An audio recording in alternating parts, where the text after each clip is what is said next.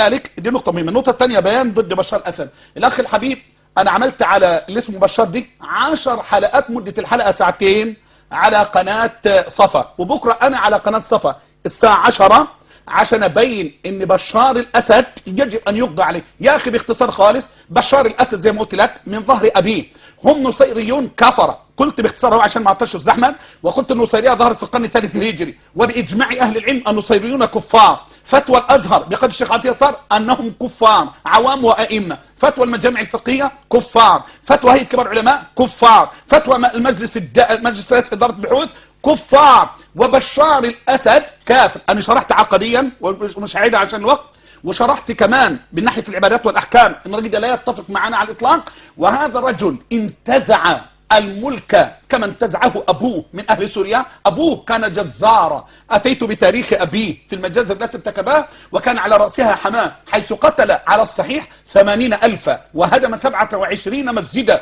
ودمر البيوت، وأمرهم بتعليق منشور على البيوت: يسقط الله ويحيى الأسد، الله يبيد الأسد.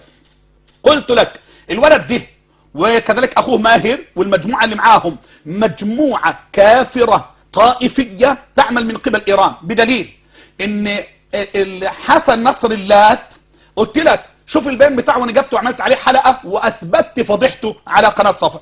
حسن نصر اللات يطالب بالوقوف مع بشار ضد شعبه، ولذلك السوريون قاموا بالرد عليه واحرقوا صوره في كل مكان وضربوها بالنعال. بقول لك اتصل علي يعني في قناه صفا اللي هو عادل النمله، كان معاه، انفصل عنه، قال لي يا شيخ زغبي في الحلقه وانا بسمع الكل اهو ان حسن نصر الله بعت 7000 مقاتل من حزب الله بيقتلوا السوريين هناك.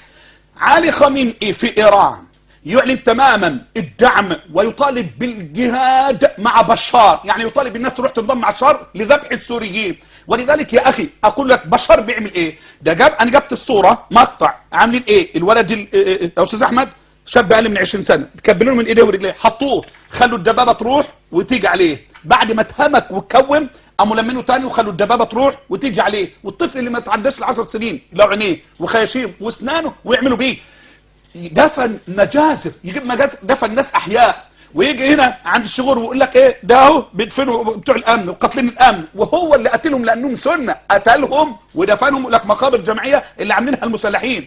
نفس الخباثه بتاعت ابيه. وانا بقول ما يحدث في سوريا من السوريين هذا الجهاد ضد بشار الاسد جهاد، وهو فرض عين على كل سوري ذكرا كان ام انثى، وبمعنى ذلك ان الذكر انه في هذه الحاله لا يستاذن ابويه ان كان له اب وام، هذا الجهاد فرض عين، لا يستاذن الولد فيه ابويه، ولا يستأذن العبد سيده، مش كده بس، والمرأة إن استطاعت أن ترمي بحجر فلا عذر لها، بل ترمي بشار هذا بحجر حتى الانتهاء منه، لأنه أولا كافر، ثانيا هو أعظم حارس لحدود الجولان، ثالثا أن الجولان ما أخذها اليهود إلا بصفقة مع أبيه لما كان نائبا لرئيس الجمهورية مقابل أن يصير رئيسا للجمهورية.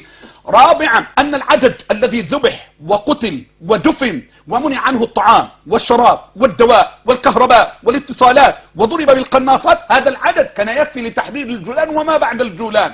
يا جماعة في النهاية هذه حرب طائفية لمجموعة كافرة يريدون إبادة أهل السنة بسوريا. لذلك أنا محمد الزغبي أعلنها، لو استطعت أن أصل إلى سوريا للجهاد في سبيل الله لجاهدت مع السوريين، وهذا ما عندي.